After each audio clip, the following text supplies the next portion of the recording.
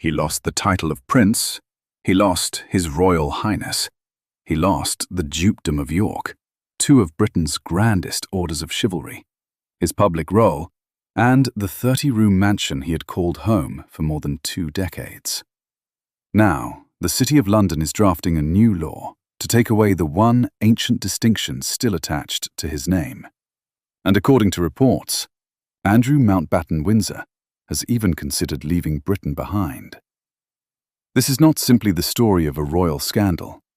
It is the story of a status being dismantled, piece by piece, until almost nothing remains. There is, however, one important correction to the headline. The freedom of the City of London is not technically a royal title. In fact, the legal advice obtained by the city says it is not even an honor in the ordinary sense. It is an ancient property right. That tiny distinction is the reason officials could remove almost everything from Andrew, yet found themselves unable to touch this last, rather dusty relic. Only in Britain could the final battle in the fall of a prince involve a medieval municipal privilege, the European Convention on Human Rights, and a committee meeting scheduled for after the summer holidays. Revolutions happen quickly. British constitutional embarrassment requires minutes, legal advice, and presumably a decent biscuit. But to understand why this last distinction matters, we have to go back to the beginning, when Andrew had every advantage a person could inherit. Born in Buckingham Palace in 1960, Andrew was the second son of Queen Elizabeth II and Prince Philip. He entered the world not merely near the top of British society, but inside the family whose names, faces, weddings, arguments, and dogs had become part of the national wallpaper. He served in the Royal Navy and flew helicopters during the Falklands War. That service gave him something more valuable than a title, a public identity that felt earned. For a time, he was the handsome naval officer, the action prince, the Queen's son who had gone to war rather than watched it from a drawing room. He married Sarah Ferguson in 1986, became the Duke of York, and settled into the strange profession of being royal. It is a job with no normal job description. You open hospitals, shake hands, tour factories, remember names, avoid political opinions, and smile as somebody explains a plaque you are about to unveil. Do it well, and you become reassuring. Do it badly, and you become tomorrow's front page. Andrew also acquired the tabloid nickname Randy Andy, a phrase once treated as roguish fun by a press culture that often mistook entitlement for charm. In those years, the joke was that he was a lively royal. Looking back, the joke has aged about as well as warm prawn sandwiches at a village fete. As his elder brother Charles moved ever closer to the throne, Andrew's constitutional importance shrank. He was still prominent, still protected, and still surrounded by ceremony, but he was no longer central to the succession. Like many royal spares before him, he needed a purpose. He found one in trade. From 2001 to 2011, Andrew served as Britain's special representative for international trade and investment. The role took him into boardrooms, embassies, palaces, and business conferences around the world. He offered what no ordinary civil servant could offer: instant access, royal prestige, and the sense that Britain itself had entered the room wearing polished shoes. The job also placed him in a world where wealth and influence mixed easily, where personal relationships could open government doors, and where the line between public duty and private networking was not always bright enough to see. Among Andrew's acquaintances was Jeffrey Epstein. Epstein had already been convicted of sex offenses in Florida when Andrew was photographed walking with him in New York's Central Park in December 2010. The meeting took place after Andrew had stayed at Epstein's Manhattan home. Andrew later said the purpose of the visit was to end the friendship in person.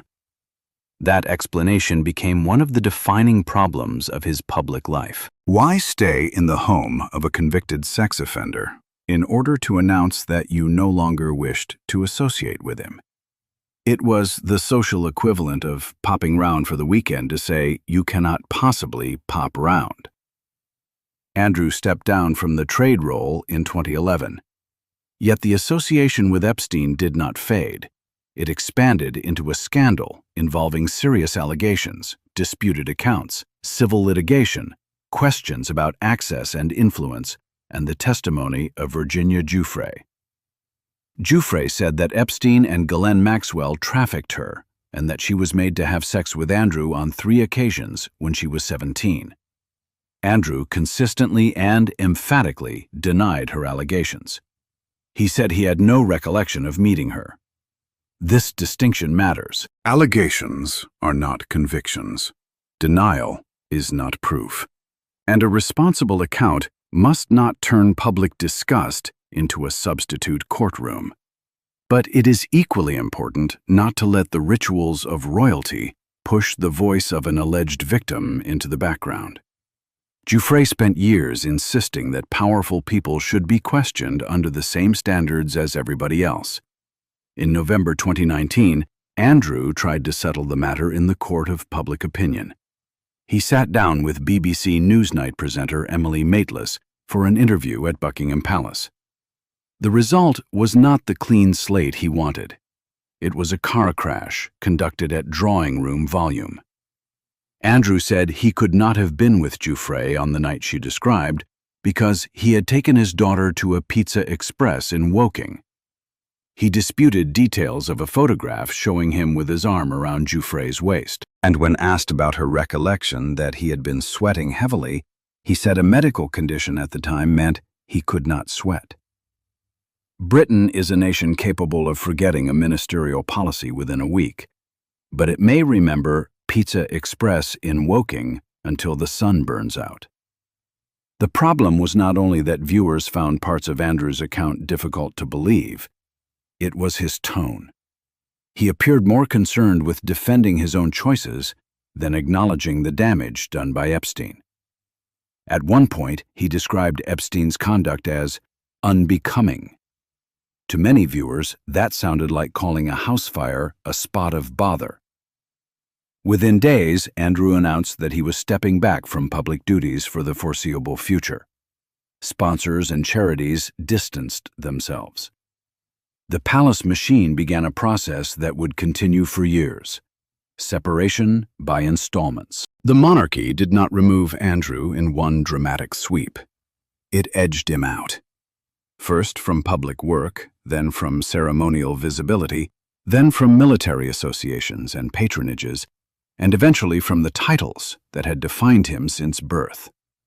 In January 2022, as Giuffre's civil case moved toward a trial in the United States, Buckingham Palace announced that Andrew's military affiliations and royal patronages had been returned to the Queen. The palace said he would continue not to undertake public duties and would defend the case as a private citizen. He also stopped using the style His Royal Highness in an official capacity.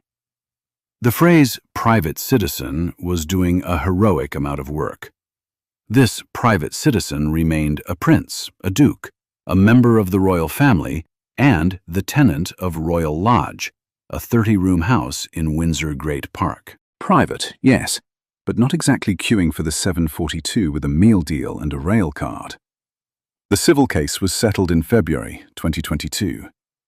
Andrew made a substantial payment without admitting liability.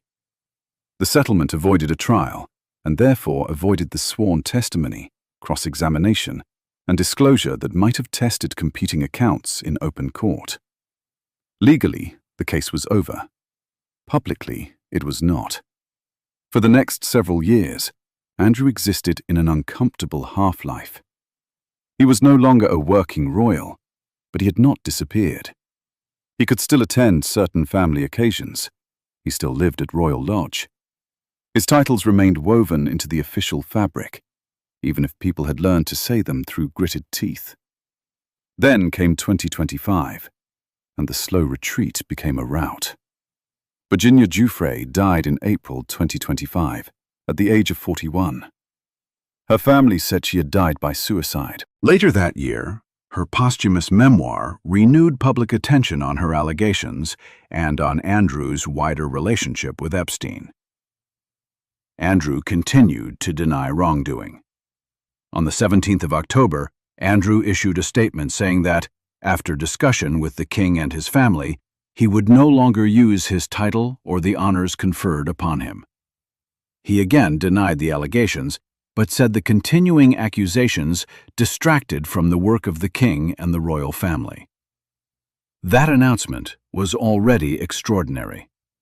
A Duke of York deciding not to use his dukedom is not like leaving a gym membership to expire. The title carries centuries of history and had been held by the man who later became King George VI, Andrew's grandfather. But even this was not the end. On the 30th of October, Buckingham Palace announced that King Charles had initiated a formal process to remove Andrew's style, titles, and honours. The palace said that he would now be known as Andrew Mountbatten-Windsor. It also announced that formal notice had been served for him to surrender the lease on Royal Lodge and move to private accommodation on the King's Sandringham estate. The wording was remarkably cold. Royal statements are usually upholstered. They soften hard facts with phrases about service, gratitude, and mutual agreement. This one had the warmth of a parking ticket. Letters patent, dated the 3rd of November, formally declared that Andrew was no longer entitled to the style Royal Highness or the dignity of Prince. The status he had possessed from the moment of his birth was removed, with a seal and a few lines in the official record. Consider the scale of that change. Prince was not a professional label Andrew had earned as an adult. It was the first fact the world knew about him. It shaped where he lived, whom he met, how people addressed him, and what doors opened when he arrived. Removing it did not alter his DNA or his family, but it changed the public operating system of his life. Then, on the 1st of December, the London Gazette recorded the cancellation of his appointments to 2 elite orders of chivalry. The first was the Order of the Garter, Britain's oldest and most senior order of chivalry. The second was the Royal Victorian Order, an honour personally awarded by the monarch for service to the sovereign. The official language was absolute.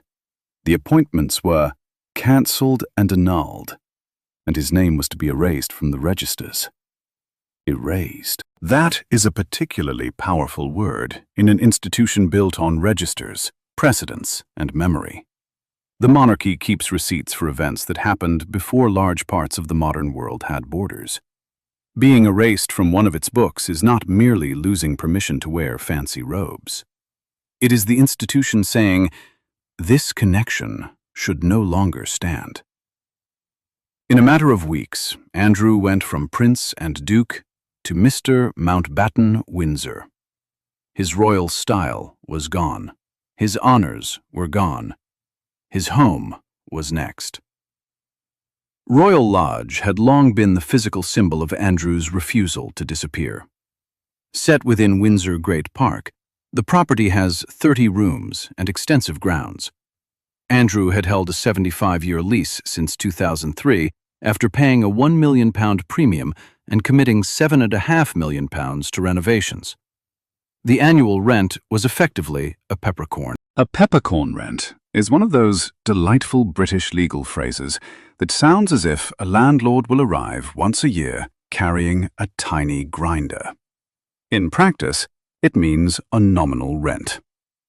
Andrew had made a major upfront investment, but the arrangement still attracted fierce scrutiny because it allowed a disgraced, non-working royal to remain in one of the country's grandest residences.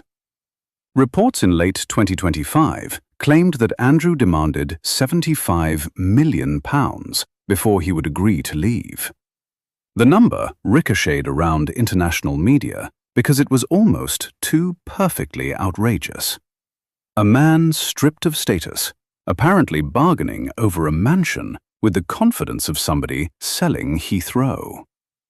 But here we need to separate the headline from the paperwork. The £75 million claim came from unnamed insiders and was not independently confirmed. Official information told a dramatically different story. The Crown Estate said Andrew was unlikely to receive compensation once the condition of the property and repair costs were considered.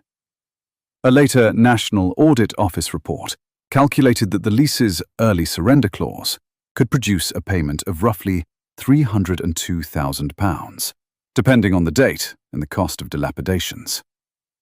75 million in the headlines. About 300,000 in an official calculation. That is not a rounding error. That is the financial distance between Belgravia and a bungalow in Basingstoke. The official review also revealed that income from subletting 3 cottages on the Royal Lodge estate was payable to Andrew, though the auditors did not know how much rent had been charged. The revelation added another layer to the public argument over royal property. Who benefited? Who paid? And why so many basic answers seemed to be locked in the same cupboard as the ceremonial silver. Andrew finally moved out of Royal Lodge in early February 2026. He relocated to the King's privately owned Sandringham estate in Norfolk, first temporarily, and later to another property there. The man, once surrounded by the institutional centre of Windsor, had been moved more than 100 miles away. It was exile with central heating, certainly. Nobody should confuse royal disgrace with ordinary hardship. But symbols matter in royal life, and geography is one of them. Windsor means proximity to the crown. Sandringham offered distance, privacy, and fewer chances of an awkward photograph on the school run. Then, on the 19th of February, 2026, Andrew's 66th birthday, police arrested him on suspicion of misconduct in public office. The investigation concerned his time as Britain's special representative for trade and investment, and allegations involving confidential information. He was interviewed under caution and released under investigation. As of this account, he has not been charged. The police inquiry remains ongoing, and he continues to deny wrongdoing. King Charles issued a statement saying he had learned of the arrest with deep concern. The King expressed support for the police investigation and said that the law must take its course. That sentence marked the final collapse of the old assumption that royal shelter might keep Andrew beyond the reach of ordinary institutions. Whether charges ultimately follow is a matter for investigators and prosecutors. But an arrest itself would once have seemed unthinkable. The descent was now complete in a way that no missing sash or changed address could match. Andrew had not simply lost royal duties. He had been questioned by police as a private citizen.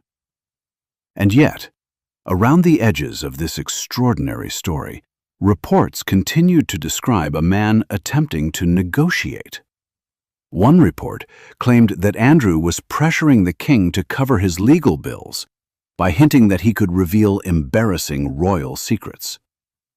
The story originated with anonymous sources quoted in celebrity media, was not independently verified, and received no confirmation from Buckingham Palace.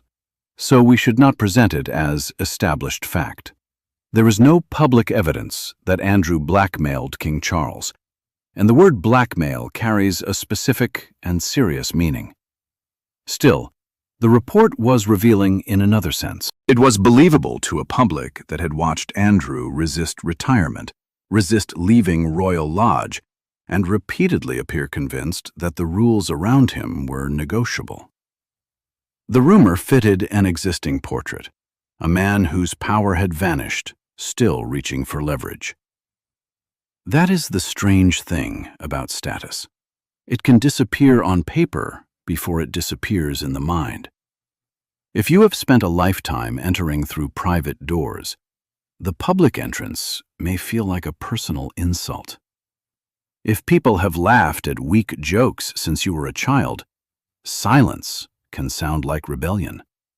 And if deference has always arrived before you do, accountability feels not like a rule, but like an ambush. Andrew's story is therefore larger than one man's judgment. It is also about the culture that formed around him. Courtiers who managed problems, politicians who valued access, officials constrained by convention, newspapers that once treated his reputation as cheeky entertainment, and institutions that preferred a quiet word to a hard question. For years, Britain's establishment handled Andrew as if he were a difficult family matter. The difficulty is that he was also a public figure performing a public role, with public access and national influence. Parliament has begun confronting that history. Members of Parliament have debated the deference that once restricted criticism of the royal family.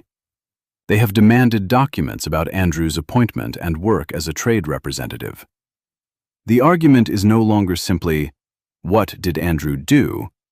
It is, what did the system know, and why was scrutiny so weak? That question matters because powerful networks do not protect people only through dramatic conspiracies.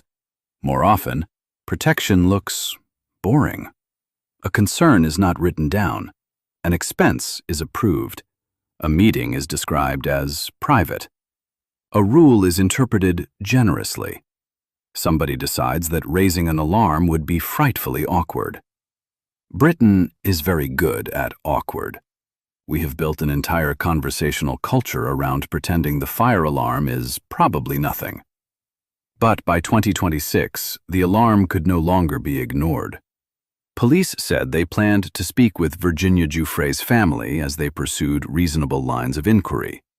Her relatives also began campaigning for a formal parliamentary hearing into Andrew and Epstein's British connections, potentially modeled on the public congressional hearings familiar in the United States. Such a hearing has not yet happened, and Andrew has not been compelled to appear before one. But the campaign shows why the loss of titles has not ended the pressure. A title can be cancelled in a gazette. Questions require answers. For Giuffre's family and other survivors, the issue is not whether Andrew is called Prince, Duke, or simply Mr. It is whether institutions will finally examine what happened without allowing wealth, ceremony, or fear of embarrassment to close the door.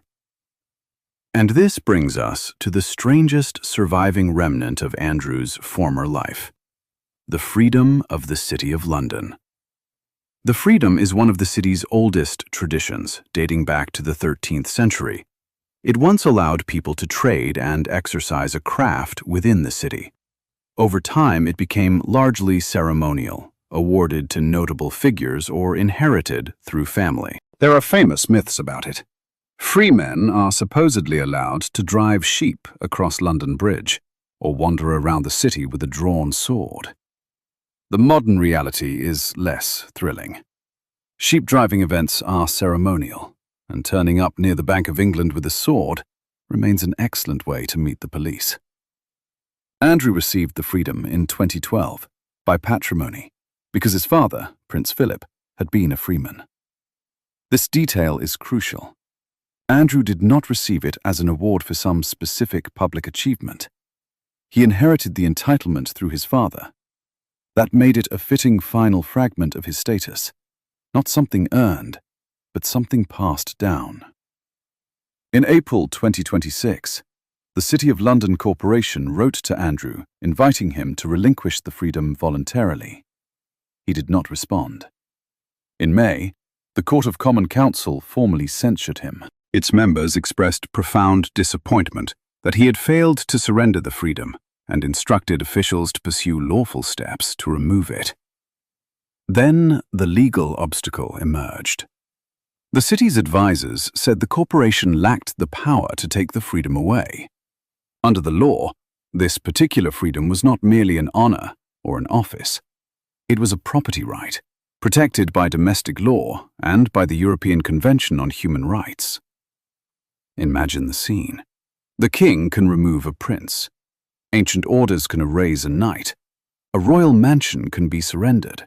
But somewhere in the machinery of the square mile, a medieval right sits behind a tiny legal shield and says, "Sorry, mate, not without the proper form." Officials examined the historic process known as disenfranchisement and concluded that the existing procedure was defective and defunct. In other words, the old mechanism was not fit for use. So the city began drafting a bill to create a new one. The proposed measure is expected to go before the Policy and Resources Committee in September, and then the full court in October.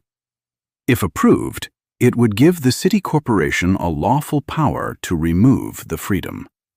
Elected members could then return to Andrew's case and vote on whether to revoke it.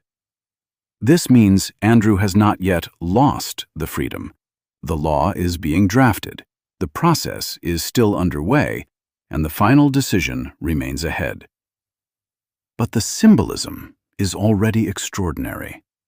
A public body is redesigning part of its legal machinery because one man's inherited privilege proved harder to remove than his princely title. It is a wonderfully British climax. No guillotine, no storming of gates, just a constitutional subcommittee discovering that the medieval software needs an update. And there is a deeper irony. The freedom began as a practical right for working people in the city. In Andrew's hands, centuries later, it became the last ceremonial thread connecting a former prince to official distinction. Something once tied to the right to practice a trade had survived every royal title attached to a man who once represented Britain in trade. You could not write the metaphor more neatly without being accused of laying it on a bit thick. Meanwhile, reports have repeatedly suggested that Andrew has considered a future abroad, particularly in the Goth, where he developed relationships during his years as a trade representative. Some stories have framed such a move as an escape from Britain, a place where his name and past would follow him less aggressively. Again, caution is essential.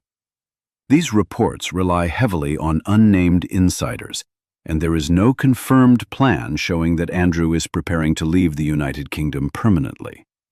For now, his known residence remains on the Sandringham estate, but the idea of departure carries symbolic weight because it reverses the fight over Royal Lodge. At first, the story was about a man who would not leave one house. Now the rumor is that he may leave the country. Perhaps that is what the final stage of disgrace looks like. Not poverty, not anonymity, but the discovery that there is no sufficiently grand address to outrun a reputation. A move to Bahrain or Abu Dhabi might change the skyline outside Andrew's window. It would not change the public record. The Newsnight interview would still exist. Giuffre's allegations and Andrew's denials would still exist.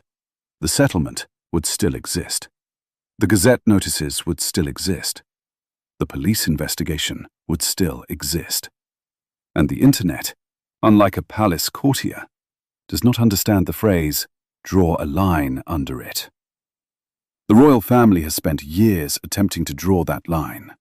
Remove the duties, remove the patronages, remove the military affiliations, remove the style, remove the prince, remove the dukedom, remove the knighthoods, remove the house. Each action appeared final until the next unresolved connection surfaced. Now the City of London is preparing to remove the freedom.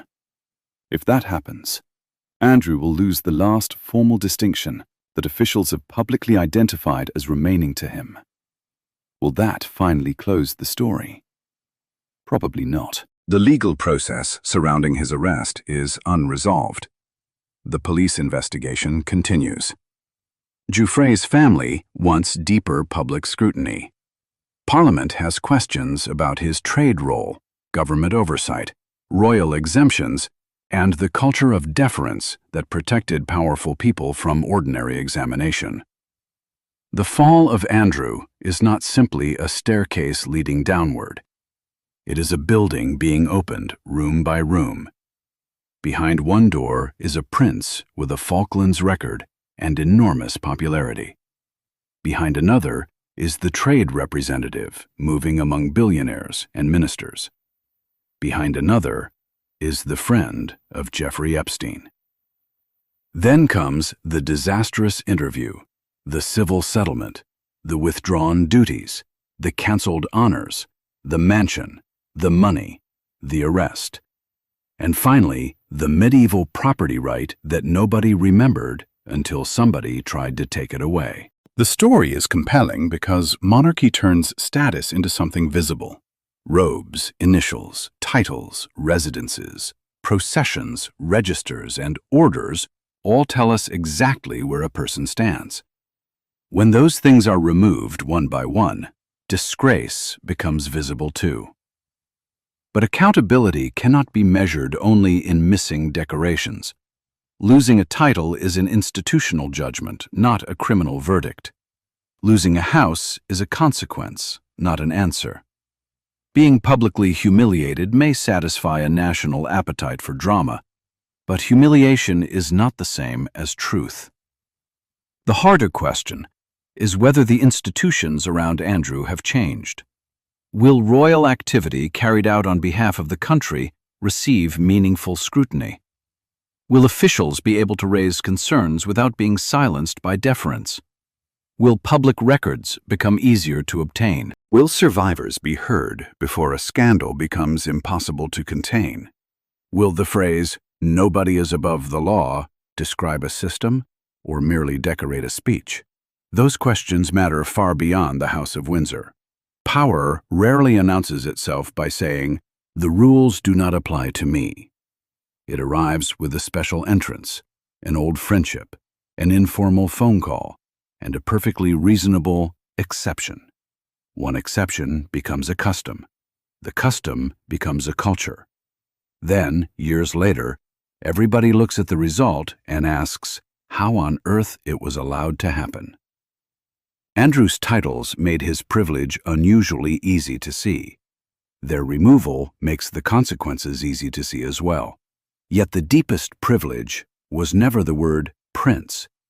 It was the assumption that the word would prevent difficult questions from being asked. That assumption has now been shattered. Andrew Mountbatten-Windsor began life inside one of the most protected identities in the world. He was a prince by birth, a duke by grant, a naval officer by service, a royal representative by appointment, a knight by the sovereign's favor, and a freeman by inheritance. Today, the prince is gone. The royal style is gone. The dukedom is gone from use. The public role is gone. The two great orders have erased his name. Royal Lodge is no longer his home. The freedom of the City of London stands alone, protected for the moment by a legal technicality that officials are actively working to change. From Buckingham Palace to a committee at Guildhall, the arc is almost too neat. Yet history rarely provides a clean final frame. If the city removes the freedom, cameras will capture another apparent ending. Headlines will say, "The last honor is gone." Commentators will declare the fall complete. Somewhere, tea will be poured, and Britain will briefly agree that the matter has been sorted. Then the next question will arrive. Because the real conclusion does not depend on what Andrew is allowed to call himself. It depends on what investigators discover, what institutions disclose, and whether those who suffered are treated as more important than the reputation of those who ruled. If a city must create a new law to remove one man's final inherited privilege, that tells us how completely his status has collapsed. If the country must still fight to uncover what happened around him, that tells us the story is far from over. So is this the end of a prince? Or is it merely the beginning of a much darker chapter about the system that made him untouchable for so long?